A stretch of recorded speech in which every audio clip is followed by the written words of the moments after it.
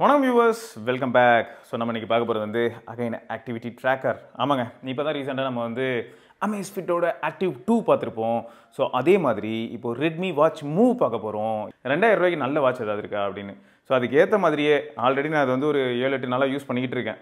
இருந்தாலும் இன்னும் கொஞ்சம் டீப்பர் டேட்டா, நிறைய டேட்டா எடுத்துகிட்டு வரேன். எந்த அளவுக்கு ஸ்லீப் ட்ராக்கிங் நல்லா இருக்குது பார்க்கும்போதே தெரியும் என்னெல்லாம் பண்ணிகிட்டு இருப்பேன்னு. ஸோ அந்த மாதிரி ஸ்லீப் ட்ராக்கிங்லேருந்து எல்லா டேட்டாவையும் எடுத்துகிட்டு நான் கண்டிப்பாக உங்களுக்கு டேட்டா தரேன். ஸோ இதில் என்ன ஹைலைட்னா, இது வந்து 2000 ரூபாங்க, 1999. சரி ரைட்டு. இருந்தாலும் இந்த வீடியோ மூலமாக நம்ம என்ன தெரிஞ்சுக்க போகிறோம்னு பார்த்தீங்கன்னா, 2000 ரூபாய்க்கு ஒரு வாட்ச் வாங்க போகிறோம். அந்த வாட்ச் அந்த 2000 ரூபாய் அப்படிங்கிற ப்ரைஸ் டேகை சாட்டிஸ்ஃபை பண்ண போதா இல்லையா பார்த்துடலாமா? ஸோ ஃபஸ்ட்டு பாக்ஸில் பார்த்தீங்கன்னா ப்ளூடூத் காலிங் ஃபங்க்ஷனாலிட்டியை தான் ஹைலைட் பண்ணியிருக்காங்க. ஃப்ரண்ட்டில் ரெட்மி வாட்ச் மூவ் AMOLED இதான் மென்ஷன் பண்ணியிருக்காங்க. Made in India. சைடில் வந்து பார்த்தீங்கன்னா உங்களுக்கு 1.85 இன்ச்சு AMOLED டிஸ்பிளே இருக்குன்னு போட்டிருக்காங்க. 24/7 வந்து ஹார்ட் ரேட் மானிட்டரிங் இருக்குது. 14 டேஸ் பேட்டரி லைஃப். இந்த 14 டேஸ் பேட்டரி லைஃப் வந்து இவங்களோட டெக்னிக்கல் டீமே கொஞ்சம் ப்ராப்பராக அக்னாலேஜ் பண்ணாங்க. எப்படின்னா 14 டேஸ் பேட்டரி லைஃப்ங்க. ஆனால் நீங்கள் சப்போஸ் அதிகமான டாஸ்க் இதுக்கு கொடுக்குறீங்க, எல்லா ஆப்புக்குமே நோட்டிஃபிகேஷன் வச்சிங்கன்னா நீங்கள் எதிர்பார்க்க முடியாது. ஸோ அதுக்கேற்ற மாதிரி உங்களுக்கு பேட்டரி லைஃப் குறைய ஆரம்பிக்கும் அப்படின்னு சொல்லியிருந்தாங்க. சரி ரைட். அடுத்து என்னன்னா IP68 வாட்டர் ரெசிஸ்டன்ட் இது மென்ஷன் பண்ணியிருக்காங்க.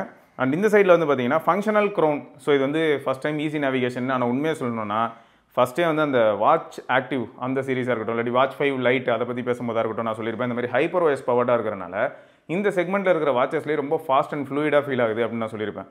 ஸோ அந்த அட்வான்டேஜ் இருக்கிறனால டச்சிலேயே வேகமாக நம்ம வந்து இன்ட்ராக்ட் பண்ணிட்டு போயிடலாம். இதை தாண்டி இது எப்போ சொல்ல வராங்கன்னா, இன்கேஸ் மழை பெஞ்சிட்டு இருக்கு அந்த நேரத்தில் நீங்கள் ஏதாவது ஸ்க்ரால் பண்ணணும் அப்படின்னு நினச்சிங்கன்னா டக்குன்னு வந்து பட்டனை ப்ரெஸ் பண்ணால் நமக்கு வந்து மெனுவுக்கு போகுது. அங்கேருந்து நம்ம அப்படியே ஸ்க்ரால் பண்ணால் மெனுவை நேவிகேட் பண்ணலாம். ஸோ இந்த மாதிரி சொல்கிறாங்க. பட் 2 பட்டன் தான் நம்ம என்ன பண்ணலாம்னா, எது ஹைலைட் ஆகுதோ அதை செலக்ட் பண்ணலாம், அப்புறம் பேக் வரலாம்.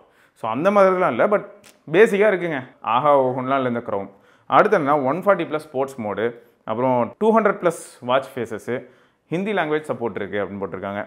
அப்புறம் பேக்கில் வந்து பார்த்தீங்கன்னா ஸ்மார்ட் வாட்ச், டைமென்ஷன் இந்த மாதிரியான விஷயங்கள்லாம் போட்டு MRP வந்து 3999 போட்டிருக்காங்க. பட் நமக்கு வரது வந்து பார்த்தீங்கன்னா 1999க்கு.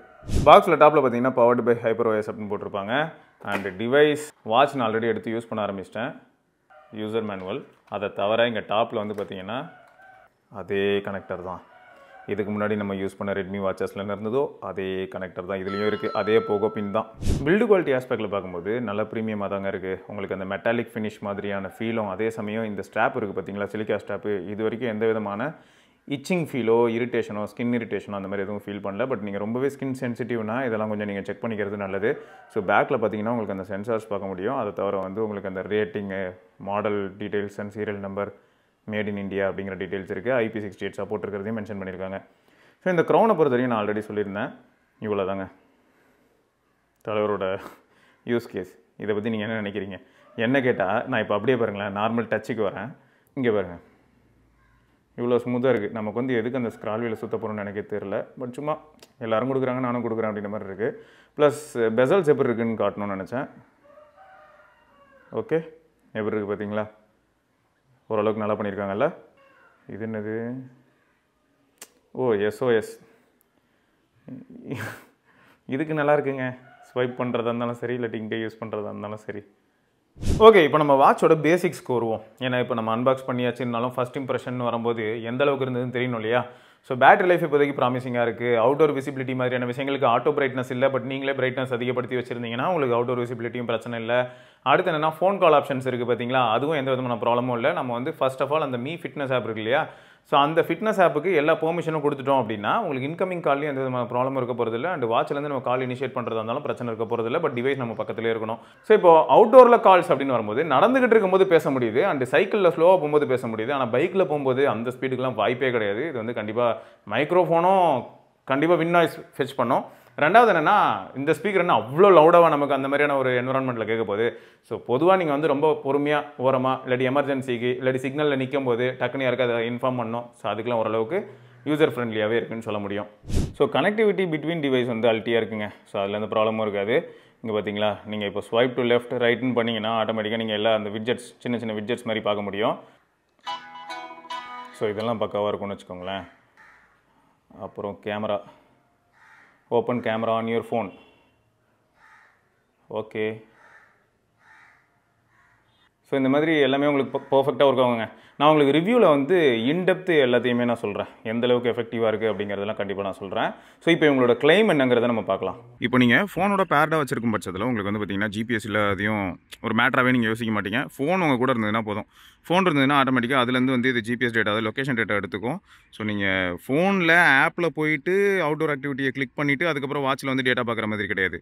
வாட்ச் வந்து என்ன பண்ணோன்னா ஜிஎன்எஸ்எஸ் டேட்டாவை வந்து உங்களுக்கு ஃபோன்லேருந்து எடுத்துக்கிட்டு ஆட்டோமேட்டிக்காக அவுட்டோர் ஒர்க் அவுட்ஸ் நீங்கள் பண்ண ஆரம்பிச்சிடலாம். ஸோ இது வந்து ஒரு பெரிய இம்ப்ரூவ்மெண்ட்னு நான் சொல்லுவேன். ஏன்னா நார்மலாக இந்த 2000 ரூபா பட்ஜெட்லலாம் நமக்கு ஜிபிஎஸ் கிடைக்காது. ப்ளஸ் இந்த ஜிபிஎஸ் இல்லாதனாலே என்ன ஆயிடுச்சுன்னு பார்த்தீங்கன்னா பேட்டரி லைஃபும் கிரேசியாக இருக்குது. அது ஒரு ஃபேக்ட் தான். ஆப்பை பொறுத்த வரைக்கும் மீ ஃபிட்னஸ் ஆப் வந்து ரொம்பவே சிம்பிளாக நமக்கு என்னென்ன இன்ஃபர்மேஷன் வேணுமோ அது எல்லாத்தையுமே யதார்த்தமாக இங்கே கொடுத்துருக்கோம்.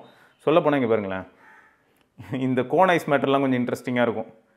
நம்ம எவ்வளோ கேலரிஸ் பர்ன் பண்ணியிருக்கோம், அது வந்து எவ்வளோக்கு ஈக்குவலு, என்னென்ன மாதிரியான டீட்டெயில் கொடுக்கணுமோ அதெல்லாம் கொடுக்கும். ஸோ ஸ்லீப் டேட்டா, ஸோ இது எல்லாமே கொடுக்குங்க. ஸோ இந்த டேட்டா எல்லாத்தையுமே நம்ம வந்து ரொம்ப டீட்டெயில்டாக கண்டிப்பாக ரிவ்யூவில் பார்க்கலாம். ஓகேங்க. ஸோ இப்போ ஷாமி, அதாவது ரெட்மி வாட்ச் மூவுக்கு என்ன கிளைம் பண்ணுறாங்க அப்படிங்கிறதுக்கு அவங்க வெப்சைட்டில் தான் நம்ம பார்த்துட்டு இருக்கோம். ஸோ இன்றைக்கி நேரம் ப்ரீ புக்கிங் போயிட்டுருக்கு. ஸோ நீங்கள் அதையும் செக் பண்ணிக்கலாம். ஸோ 1999 இந்த வாட்ச் இருக்க போகுது. அண்ட் இது வந்து டெலிவரி ஆப்ஷன் பொறுத்த வரைக்கும் உங்களுக்கு door to door standard delivery பண்ணிவிடுவாங்க.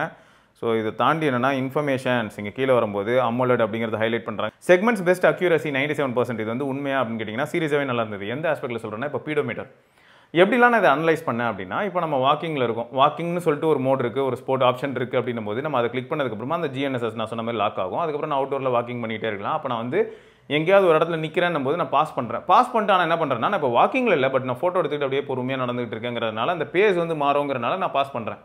அந்த நேரத்தில் நான் நடக்கும்போது என்ன ஆகணும், என்னோட ஸ்டெப் கவுண்ட் ஆகணும். ஆகுதா? எஸ் ஆகுது. First point. செகண்ட் என்னென்னா, இப்போ நான் வந்து ஃபோனை ஹோல்ட் பண்ணும்போது நான் இதுக்கு முன்னாடி சொல்லியிருப்பேன், இவங்களோட வாட்சஸ்லேயே ஏர்லி ஸ்டேஜஸில் எப்படி இருந்தது அப்படின்னா, இப்போ ஒரு கையில் இன்னொரு வாட்ச் இருக்குது, ரைட் ஹேண்டில் இன்னொரு வாட்ச் இருக்குது. அது வந்து நம்ம இப்போ டெஸ்ட் பண்ணுற வாட்ச்னு வைப்போம். இப்போ எக்ஸாம்பிளுக்கு இந்த வாட்ச் மூவ்.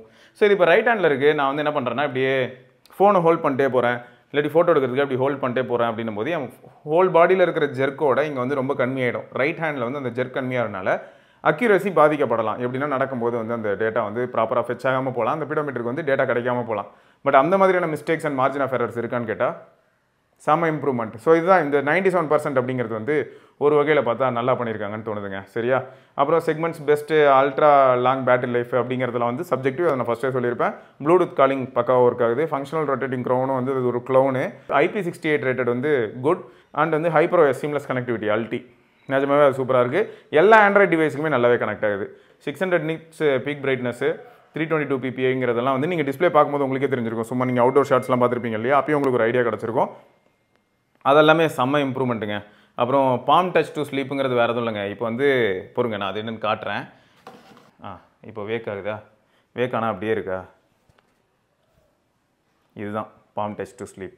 ஸோ இது வந்து நல்லாயிருக்கும். பெரிய வாட்சஸ் யூஸ் பண்ணுற நிறைய பேர், அதாவது இந்த எஸ் சீரீஸ்லாம் யூஸ் பண்ணுவாங்க ப்ரீமியம் செக்மெண்ட்டில். ஸோ அந்த வாட்சஸ் யூஸ் பண்ணுறவங்க இது வந்து யூஸ் பண்ணுவாங்க. ஏதாவது நோட்டிஃபிகேஷன் வந்ததுன்னா அந்த நோட்டிஃபிகேஷனையும் நம்ம அப்படி சைலண்ட் பண்ண முடியும், நம்ம பாம் ஜெஸ்டர் வச்சு. சும்மா அப்படி நீங்கள் டிஸ்பிளே அப்படி க்ளோஸ் பண்ணிங்கன்னா சைலண்ட் ஆகிடும். ஸோ இந்த மாதிரியான விஷயங்கள்லாமும் நீங்கள் பண்ணலாம். ரெசல்யூஷன் வந்து 390x415 போட்டிருக்காங்க. நல்ல ரெசல்யூஷன் தான். 140+ ஸ்போர்ட்ஸ் மோட், இது எல்லாமே ஜென்ரலாக ஃப்ரண்ட்டில் பேசினது தான். ஓகே, இந்த ஒரு ஏரியாவுக்கு நம்ம வருவோம். இப்போ எக்ஸாம்பிளுக்கு வந்து optimise power consumption. Yes. Task sync with smartphone நல்லா இருக்குது. வெதர் அப்டேட்ஸ் நல்லா இருக்குது. ஈவெண்ட் ரிமைண்டர் நல்லா இருக்குது. Floating notification okay. Fluid animation, enhanced smart watch UI design, அது HyperOSனால தான்.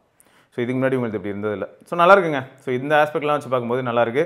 ஸோ அவங்களோட கிளைம் வந்து சாட்டிஸ்ஃபை ஆகுமா ப்ரோ அப்படின்னு கேட்டிங்கன்னா, எஸ், சாட்டிஸ்ஃபை ஆகுதுங்கிறது தான் யதார்த்தமான விஷயம். அண்ட் பேட்டரி பொறுத்த வரைக்கும் 300 mAh இருக்குது. ஸோ அதையும் இங்கே மென்ஷன் பண்ணியிருக்காங்க. ஹெவி யூசேஜ்னா 10 daysன்னு போட்டிருக்காங்க. அதில் வந்து நிறைய சப்ஜெக்டிவான ஃபேக்டர்ஸ் நான் ஃபஸ்ட்டே சொல்லிட்டேன் இல்லையா. ஸோ அதை நல்லா யோசிச்சுக்கோங்க. ரெஃப்ரெஷ் ரேட் பொறுத்த வரைக்கும் 50 to 60 Hz.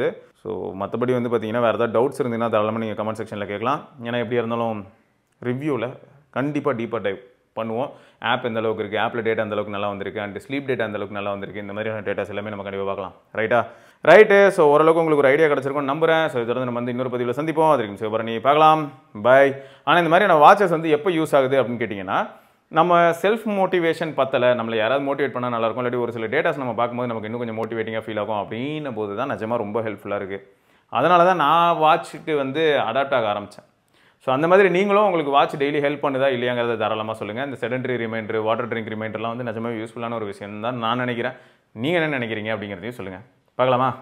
பை.